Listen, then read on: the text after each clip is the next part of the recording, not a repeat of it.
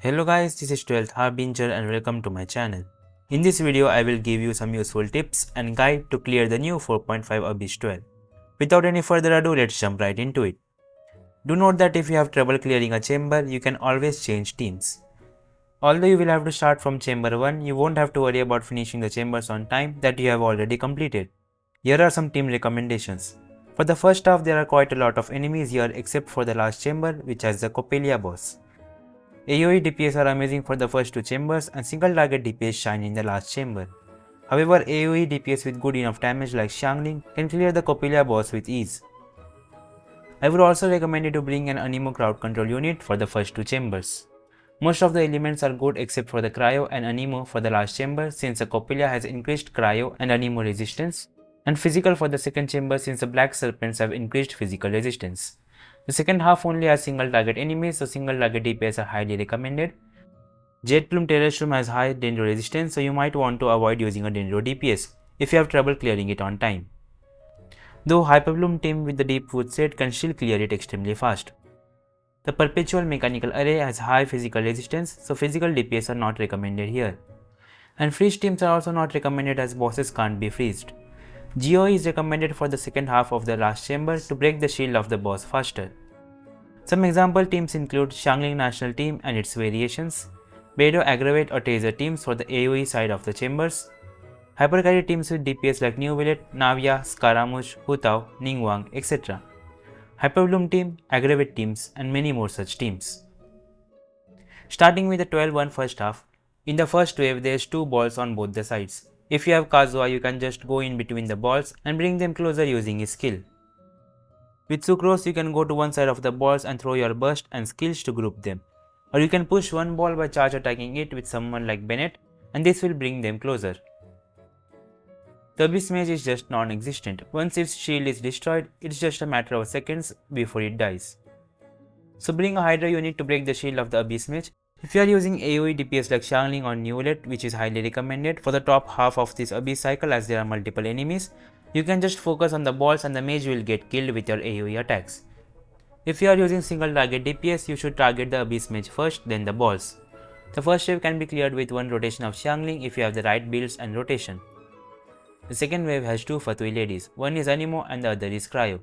If you have good grouping against these two enemies, for example if you have Kazuha, and keep spamming your crowd control skill every 9 seconds, you wouldn't have any trouble grouping and clearing them easily. Sucrose can also help with grouping, although not as good as Kazuha's, but is usually enough to clear this chamber. These two enemies keep moving a lot and I don't think you need to understand what they do or where they teleport. You can just focus on dealing damage and dodging their hits or out healing their damage. As for whom to focus first, go for the Anemo one that spawns on your left rather than the Cryo one. This is because the Cryo one often uses a dash skill that will let her thrust forward in your direction. This way you can group both of them at the same spot. The Anemo Fatui also has a teleport skill but she doesn't use it much often. So in short, you can use Kazuha and Sucrose to keep them grouped together and burst them down with your AoE DPS. If you are using single target DPS like Yoimiya or Scaramouche here, you can just take benefit of their auto aim. It can be a huge help as these enemies move a lot. Also a fun fact, the names of these Fatui operative agents keep changing every time you retry. In 12-1 second half there is this Jade Plume Terrestrum.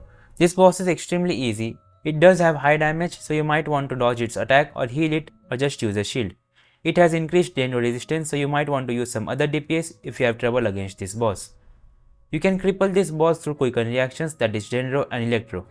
After getting paralyzed, the Dendro resistance of this boss decreases, however it's still higher than the other elements. Aggravate is a recommended team here, or Hyperbloom is also a strong option because Hyperbloom has a very high damage and even with the Dendro resistance, this boss gets killed quite easily. For 12-2 first half, at first we have a bunch of specters. There are a lot of elements here, Electro, Dendro and Pyro, and they are immune to their own elements. Anemo, Geo, Hydro and Cryo are good counter for this. You can easily group them with Sucrose skill. After clearing the specters, 3 Whooper flowers will spawn on the south side. What I like to do is quickly position myself towards the north as soon as I am done with the specters. This makes the Whooper flowers teleport towards you, which groups them together, making it easier to kill them. Or you can just prepare a rotation before they spawn in the south side and take them down as soon as they spawn. After that we have these Black Serpent enemies. These enemies can be grouped together with Sucrose Elemental skill. I prefer to group them by going towards the side of the enemies instead of doing it from the front. Then you can use her burst and keep attacking the small enemies from the edge, kind of like trying to push them inwards. Keep switching to Sucrose and use her skill to keep them grouped. Or you can just use Kazuha and group them by holding his E. If you don't have crowd control unit, I highly recommend you to take down this blue one on the left side first, as it charges ahead and gets far away from the group. After that, go for the big serpent. All the 4 enemies are mostly grouped together, as a result you can chip everyone's HP with collateral damage. As I said earlier, you won't have to do any of this if you bring an Anemo crowd control unit. And we all know who is the best in this job. He is in the next banner, don't miss this golden chance. Or you can also bash through the enemies using New Willet or Itto without needing crowd control. Also, don't bring shielders here, as these enemies get buffs after attacking shields. One more thing to note is that the big serpent will spawn these geo waves.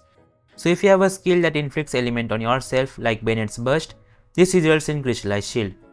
Try to avoid picking them or dodge the enemy's attack if you do end up picking them up. For the second side, it's the same old perpetual mechanical array. During the first phase, you just need to keep damaging it. After a short period of time, or after you have dealt enough damage, the boss will enter panic state and summon ruin enemies. One of them will have a ring around them. Defeat the ring enemy and this will cripple the boss, decreasing its resistance by 50%. It would be better if you could bait the ring enemy near the boss so that you can start attacking it faster, or prepare a rotation before it enters the cripple state. Use this time to deal high damage to it and kill it quickly. In 12-3 first half, we have the Coppelia boss. This boss doesn't have any complicated techs. You just need to defeat the boss in the middle. The other one will keep spinning around and keep harassing you with ice blades. But your main focus should be on the one in the middle. You can tank that damage with strong shield or high healing. Bennett and some damage mitigation from Xingshu is usually enough to keep you alive. Also do keep in mind while in Bennett's circle, you are constantly affected by pyro. Getting hit by the cryo blades can potentially one-shot you due to melt reaction.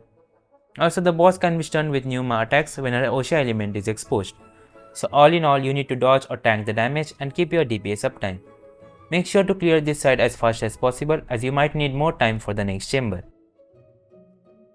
Now for 12-3 second half. You might have encountered this boss as a local legend in Fontaine. This is the first time you have a local legend in the Abyss. This enemy has a Geo shield that grants it a 200% increase to all resistance while active. The shield can be broken down using blunt or heavy attacks like claymore attacks, plunging attacks, and most Geo damage.